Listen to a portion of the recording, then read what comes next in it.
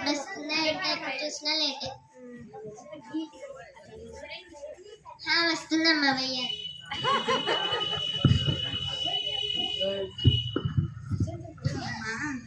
ఏంటో ఎంత లేట్గా వచ్చా? నీకేంటమ్మా, మీ ఇంట్లో వాషింగ్ మిషన్ పెట్టుంది. మా ఇంట్లో ఆ బాతమని మీద బట్టలు ఉతికి ఉతికి చెయ్యి నొప్పి వచ్చేస్తుంది బాబు. అవి అందరికుండే బాధలే కదా. ఊరుకోమమ్మా. అవును, నీకు చెప్పడం మర్చిపోయాను, మా పక్కింటి సులోచన లేదు, నేనంట అక్కడి మాటలు ఇక్కడ, ఇక్కడి మాటలు అక్కడ చెప్తానంట. నేను పెద్ద శాడిస్టినంటే. అది నిజమే కదా. ఏంటో అన్నావు? ఏం కాదు, నువ్వు మంచిదానివే అంటున్నా. ఏంటో అందరి కళ్ళు నా మీదే. అయ్యో, షాపింగ్ లేట్ అయిపోతుంది. ఏ జెస్సీ, ఎక్కడికి? షాపింగ్ కి. వచ్చి కూర్చో, నీతో మాట్లాడాలి. నేను కూర్చోనమ్మా, నాకు చాలా పనులు ఉన్నాయి అక్కడ. వచ్చి కూర్చోవమ్మా.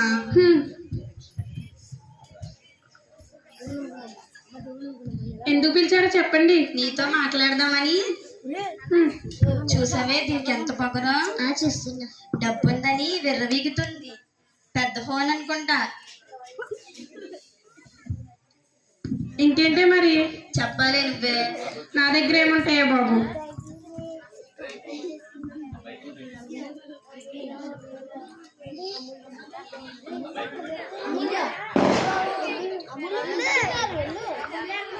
అమ్మ ప్రభుని నమ్ముకున్నమ్మా. అమ్మ ప్రభుని నమ్ముకున్నా. పక్కెళ్ళి అక్కడి నుంచి. అమ్మాయి ఇటువి. ఏంటి అది తీసుకున్నా చెత్త కప్పులో పాడేయకుండా? ఆగే చెప్తాను. ఇప్పుడు నేను ఎలాగో షాపింగ్ వెళ్తా కదా, ఆ తర్వాత ఎలాగో డిన్నర్ చేస్తాను. తిన్న తర్వాత చేతులు తోచుకోవడానికి పనిచేస్తుంది. చెప్పడం మర్చిపోయాను, మన పక్కింటి ఝాన్సీ గారు అమ్మాయి లేదు, మొన్నే స్కూల్లో జాయిన్ చేశారు, అప్పుడే కాలేజ్కి వెళ్ళిపోతుంది. అవునా? నేను చూసినప్పుడేమో స్కూల్కి వెళ్తుందే, అప్పుడే కాలేజ్కి వెళ్ళిపోతుందా? అంటే కాలం ఎంత త్వరగా గడిచిపోతుందే. మనం రోజు రోజుకి ముసలి వాళ్ళు అయిపోతున్నాం అనమాట. అవునే బాబు, నా గ్లామర్ కూడా పోతుంది. అంటే మన నిమిషానికి చావుకి దగ్గర అవుతున్నాం అన్నమాట. అంటే నా ఆస్తి నాతో రాదా? నువ్వే లేనప్పుడు నీ ఆస్తి ఎక్కడమ్మా? ఏ జెస్సీ, ఎక్కడికి? మూడో ఫ్రాక్. పదవే, మనం షాపింగ్కి వెళ్ళి అదేదో 5 స్టార్లు అంట, వెళ్దాం.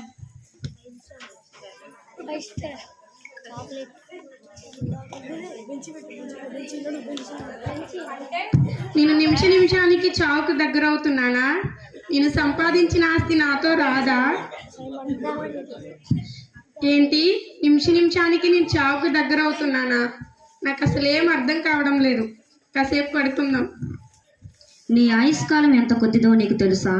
ఆవిరి వలె మాయమైపోతావు. తరముల వెంబడి తరములు గతించిపోవచున్నవి. అయ్యో, నీ జీవితం ఎంత అల్పమైనది. సమయం పొట్టు వలె గతించిపోవచున్నది. ఏంటి, నేను ఆవిరి వలె గతించిపోతానా? నా ఆస్తి నాతో రాదా? నిమిషానికి నేను చావుకు దగ్గర అవుతున్నానా? నాకు సహాయం ఎవరు చేస్తారు? నాకు తెలిసిన ఒక సైంటిస్ట్ ఉన్నారు కదా, ఆమెను అడుగు చూద్దాం, ఆమె చెప్తారు.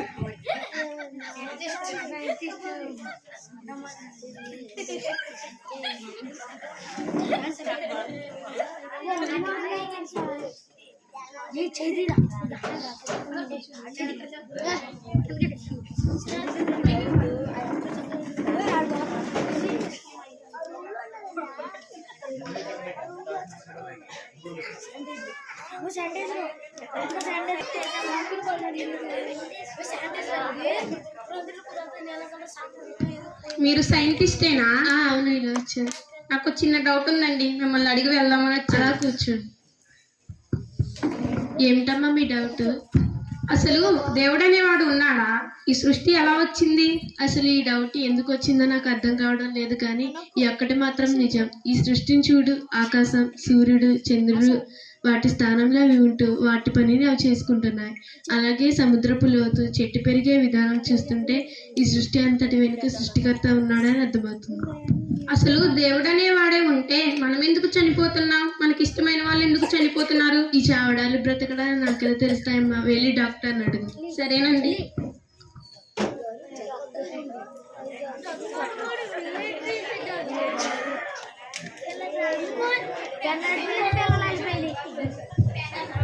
చిచ్చి, ఎంత చదువులు చదువుకున్నా డబ్బులు సరిగ్గా రావట్లేదు. నేను ఎంత కష్టపడి డ్యూటీ చేసినా డబ్బులు సరిగ్గా రాలేదు. ఈరోజు ఎలా అయినా డబ్బులు సంపాదించాలి. పేషెంట్ ఎవరైనా ఉన్నారా? రండమ్మా. చమ్మా. ఏంటమ్మా ప్రాబ్లం? కడుపు నొప్పి డాక్టర్. ఏం తిన్నావేంటి? నిన్న మధ్యాహ్నం ఫంక్షన్కి వెళ్ళాను డాక్టర్. అక్కడ మేక 2 కాళ్ళు 2 చేతులు తినేసాను డాక్టర్. మిగతా పార్ట్స్ కూడా తినేయాల్సిందమ్మా, అవి ఫీల్ అవుతాయేమో. మర్చిపోయాను డాక్టర్. ఎప్పుడు తిన్నావమ్మా? నిన్న డాక్టర్. ఏ టైము? మధ్యాహ్నం డాక్టర్. ఏ టైంకి తిన్నావు? మీరు ఏమన్నా డాక్టర్ పోలీస్ ఎందుకు క్వశ్చన్ చేస్తున్నారు? అయ్యో కూర్చోమ్మా. ఏ టైంకి తిన్నావు చెప్పు. 12 గంటలు డాక్టర్. సరే, ఈ టాబ్లెట్స్ వాడమ్మా, తగ్గిపోద్ది. ఒక వారం ఇంట్లో నుంచో. తగ్గిపోతుంది కదా డాక్టర్? తగ్గిపోతుందమ్మా. తగ్గిపోతుంది కదా? తగ్గిపోతుంది, వెళ్ళమ్మా. తగ్గిపోతుంది కదా డాక్టర్? తగ్గిపోతుందమ్మా. నెక్స్ట్.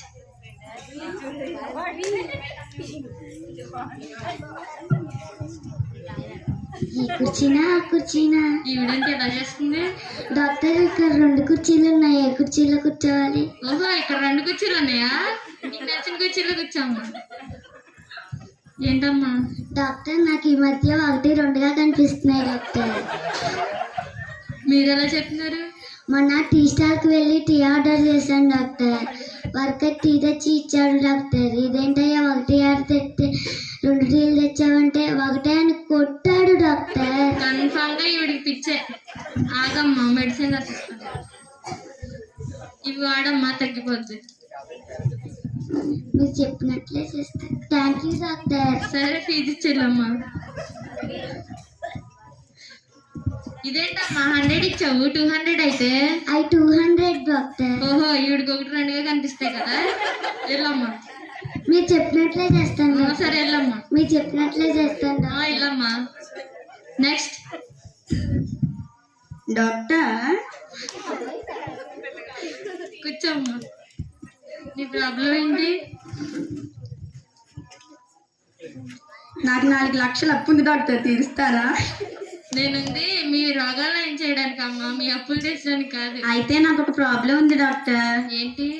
నాకు ఒక్కొక్కసారి చాలా ఆనందం వేస్తుంది డాక్టర్, ఒక్కొక్కసారి షాక్ అయిపోతున్నాను, ఒక్కొక్కసారి ఏడుపు వచ్చేస్తుంది డాక్టర్. దీన్ని మా భాషలో పిచ్చి అంటారు, అర్థమైందా? అర్థమైంది డాక్టర్. ఏంటి డాక్టర్ తెగ రాసేస్తున్నారు? కంగారు పడకమ్మా, నీకే. ఇదేంటి డాక్టర్ డైలీ సీరియల్స్ రాశారు? అవి చూడడం మానే అమ్మ, పిచ్చి తగ్గిపోద్ది. సరే డాక్టర్. ఇట్లమ్మా, ఫీజు ఇచ్చేళ్ళు.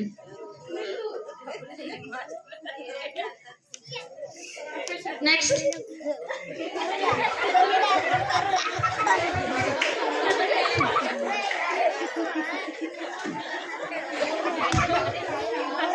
బాగున్నారు డాక్టర్?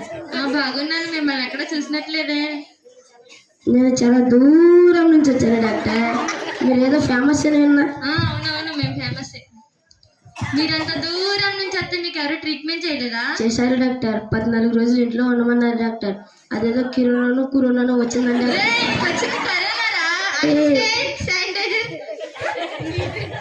ఈ రోజు ఏంటో ఇలా ఉంది, కాసేపు ఫోన్ చూసుకుంది.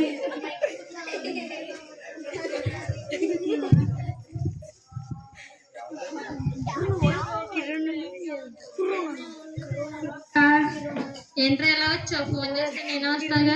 చిన్న డౌట్ ఉంది అక్క, అడుగుదామని వచ్చాను. కూర్చో. ఈ సృష్టిని చూస్తుంటే సృష్టికర్త ఉన్నాడని అర్థమవుతుంది. మనుషులు పాపం చేయడం వల్ల మరణిస్తారని అర్థమవుతుంది. అలా అయితే మంచి వాళ్ళు మరణించాలి కానీ, పాపం చేసిన వాళ్ళు మరణించాలి కానీ, మంచి వాళ్ళు కూడా ఎందుకు మరణిస్తున్నారు డాక్టర్? దేవుడు అనేవాడు మంచివాడు. సరే, నువ్వు అడుగుతున్నావు కాబట్టి చెప్తున్నా. ఇన్నాళ్ళు నా సర్వీస్ లో 10 కోట్ల ఆస్తున్న వారైనా ఎప్పుడొకప్పుడు చనిపోతున్నారు. అదే విధంగా 10 రూపాయలు సంపాదించే వాళ్ళైనా ఎప్పుడొకప్పుడు చనిపోతున్నారు. కానీ ఒకటి మాత్రం నిజం, పాపానికి జీతం మరణం. అలా అయితే పాపం చేసే వాళ్ళు మరణించాలి కానీ, మంచి వాళ్ళు కూడా ఎందుకు మరణిస్తున్నారు డాక్టర్? ఇదెక్కడ న్యాయం? ఈ న్యాయాలు ధర్మాల గురించి నాకు తెలియదు కానమ్మా, వెళ్ళి లాయర్ని అడుక్కో. సరే అక్క.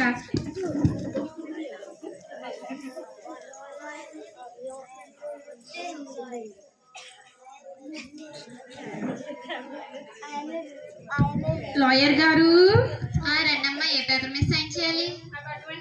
వద్దు లాయర్ గారు, చిన్న డౌట్ ఉంది, అడుగుదామని వచ్చాను. చెప్పండి, మీ డౌట్ ఏంటి? కూర్చోండి. ఈ సృష్టిని చూస్తుంటే సృష్టికర్త ఉన్నాడని అర్థమవుతుంది. మనుషులు పాపం చేయడం వల్ల మరణిస్తారని అర్థమవుతుంది.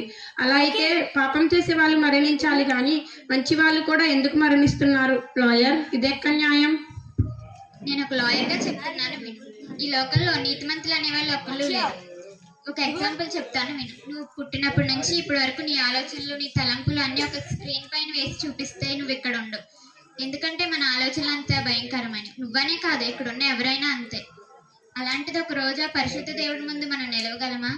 నీకు ఒకటి చెప్తాను, గుర్తుపెట్టుకో. పాపానికి ఖచ్చితంగా శిక్ష పడాలి, అదే న్యాయం.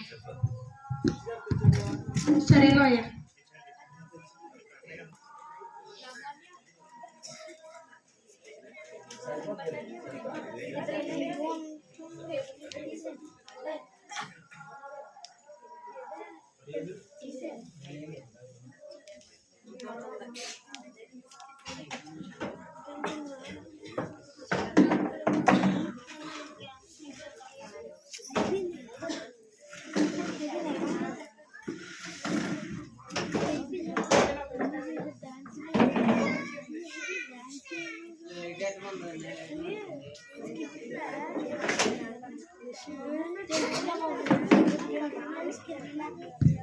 అంటే నేను పాపం చేశానా?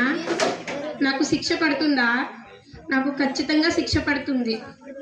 అయ్యో, ఈ శిక్ష నుండి నన్ను తప్పించడానికి ఎవరునూ లేరా? ఒక్కరునూ లేరా?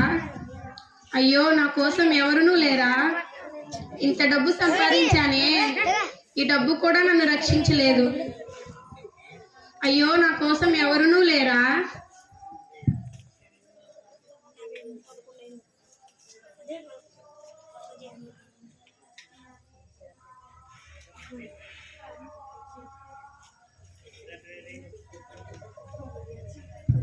నీ కోసం ఒకరున్నారు. మానవుడు జన్మతః పాపి. ఇంకా శరీరంతో చిన్నదో పెద్దదో పాపం చేయడం వలన పాపం కూర్చుకుంటున్నాడు.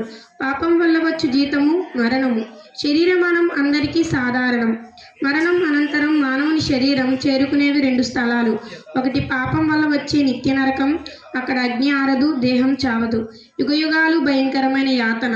ఇంకా రెండవది పాపం లేని పరిశుద్ధుల కొరకు సిద్ధపరచబడిన పరలోకము, అక్కడ ఆకలి దప్పులు లేని నిత్య రాజ్యము, కష్టాలు కన్నీళ్లు లేని గొప్ప రాజ్యము. అసలు పరిశుద్ధులు ఎవరున్నారు? దేవుడు ఒక్కడే ఉన్నాడు. యేసుక్రీస్తు యావత్తు మానవుల కొరకు ప్రాణం అర్పించారు. ఆయనను వేడుకుంటే మరణ శిక్ష క్షమిస్తాడు. అంటే దేవుడు, నేను ఆయన దగ్గర నా పాపాలు ఒప్పుకుంటే దేవుడు నన్ను క్షమిస్తాడా? ఆయన నా కోసం మరణించాడా? ప్రార్థన.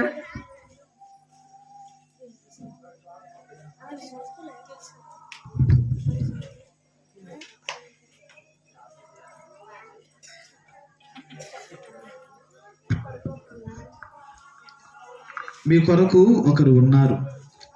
ఈ స్కిట్ ద్వారా దేవుడు తెలియజేస్తున్న మాట ఏంటంటే, ఈ భూలోకంలో ఎంత ధనమున్నా, ఆస్తులు అంతస్తులు ఉన్నా, పేరు ప్రఖ్యాతలు ఉన్నా కానీ ప్రతి మనిషి ఖచ్చితంగా మరణించి భూలోకాన్ని విడిచిపెట్టి వెళ్ళిపోతారు. మరణించేలోపు ప్రతి మనిషి కూడా మరణపు ముళ్ళును విరిచి మరణాన్ని గెలిచి పునరుత్థానుడే తిరిగి లేచినటువంటి యేసుక్రీస్తు ప్రభువాన్ని నమ్ముకుంటే మరణించిన తర్వాత ఆయనతో కూడా యుగయుగాలు కూడా ఉండేటువంటి భాగ్యాన్ని యేసుక్రీస్తు ప్రభువారు ప్రతి వ్యక్తికి అనుగ్రహిస్తారని ఈ విషయం ద్వారా మనం అందరూ తెలుసుకోవాల్సినటువంటి అవసరత ఉందని దేవుడు తెలియజేస్తూ ఉన్నాడు. కావున ప్రియమైన దేవుని బిడ్డలారా, ప్రతి మనిషి కూడా అందాన్ని చూస్తూ, ఆస్తులను చూస్తూ, పేరు ప్రఖ్యాతలను చూస్తూ మురిసిపోకండి. ఈ లోకములో మిమ్మల్ని సృజించినటువంటి దేవుని కొరకు బ్రతకండి, దేవుణ్ణి సంతోషపెట్టండి. మరణించిన తర్వాత నిత్య జీవాన్ని మీరందరూ కూడా పొందుకోవాలని ప్రేమపూర్వకంగా తెలియజేస్తున్నాం. అందరూ కూడా చెప్పండి.